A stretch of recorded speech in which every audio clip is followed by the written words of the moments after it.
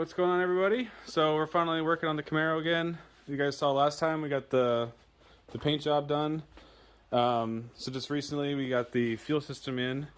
That's why it's still up on jack stands. We've been waiting to put the engine in because we need to run these fuel lines up through the transmission tunnel.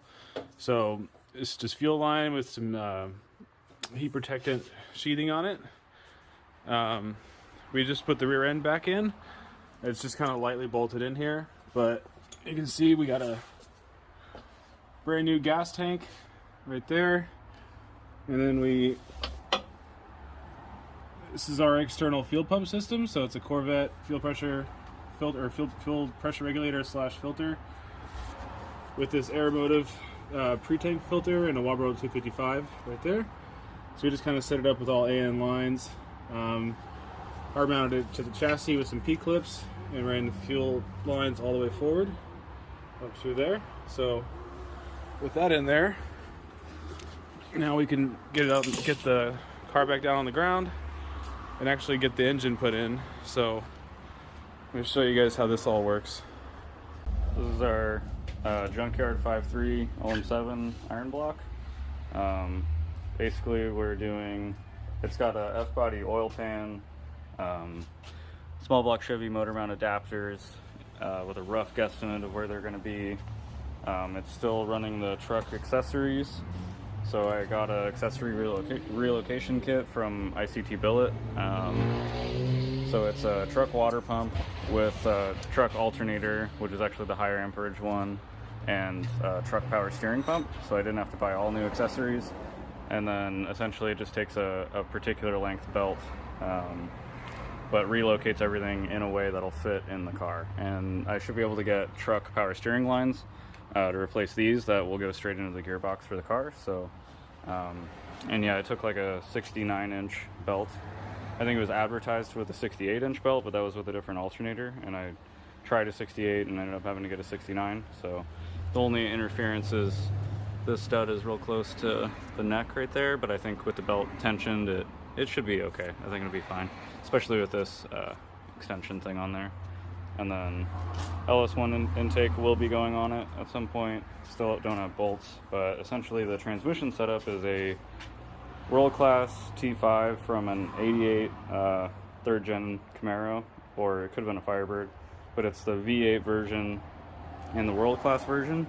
And that's important because it has the 26 spline input shaft, which allows us to use an LS1 clutch. So it has a LS1 flywheel and clutch with an adjustable slave cylinder that you definitely can't see inside there. But there's an adjustable slave cylinder that is basically shimmed to where it's almost touching the flywheel teeth.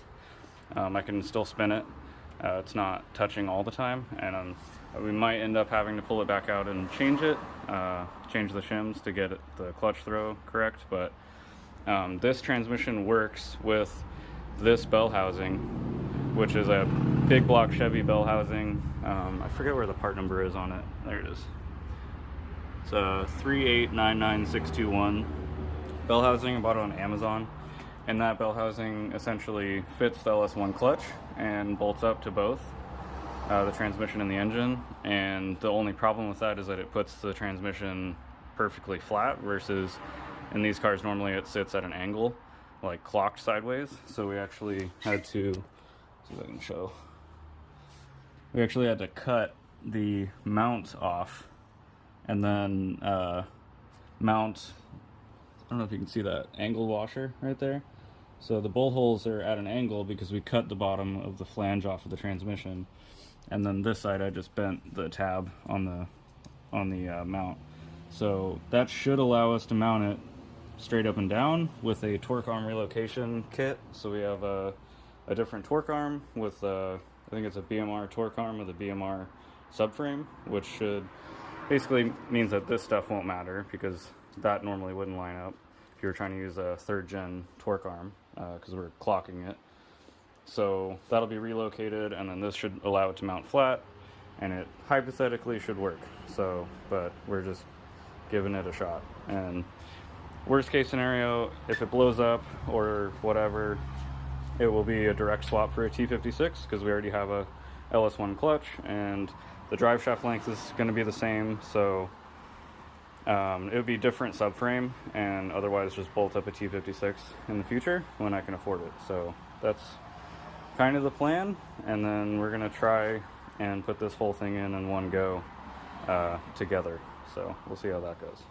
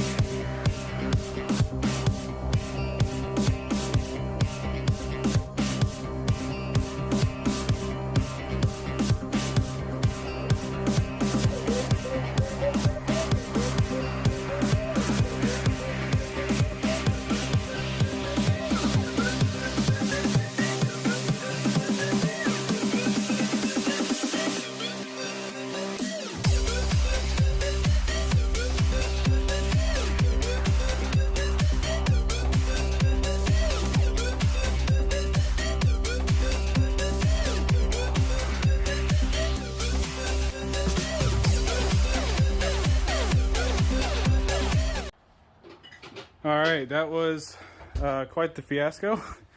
We had to set the header in here to kind of make sure it had room. Kind of damaged the airbox a little bit right there, but it's in. Just one gaping hole. Yeah, just one. But the motor mounts are in. We just got to put the trans mount in, because right now the transmission is still held up by the jack. But the motor mounts lined up first try. We didn't have to readjust them. I did some measuring beforehand, but yeah, the oil pan just barely clears without cutting the subframe. I can fit a piece of paper see. in between the oil pan and the subframe, so that may or may not be a problem. I don't want to speak on it too soon. But let's take a look underneath. Oh, that's better. Is it better now? It's way, yeah, it's a lot better now. You got like maybe a quarter of an inch. Okay. But that's it. LS swap done. No. But no, we need to get our BMR transmission mount on. It has the torque arm relocation bracket on it, so get that on and then it'll be officially bolted in. Alright, so it's pretty much in there, but we ran into quite a big problem. So this is our BMR T5 subframe with the torque arm relocation bracket, but we kind of getting some mixed information about this, because it said in the description it says fits 1982 to 92, but in the actual ad where it says application it only says 84 to 92, and this is our old one, and we were measuring it and the frame rail bolts are about 2 inches narrower, so it doesn't fit. So I can't really find any information online about the differences between these subframes. Like, nobody seems to be talking about it in the forums or anything related to the 82 Camaros. So we're going to contact BMR and see what we're supposed to do, if they offer a different part number. This one's TCC015 was the part number for this subframe.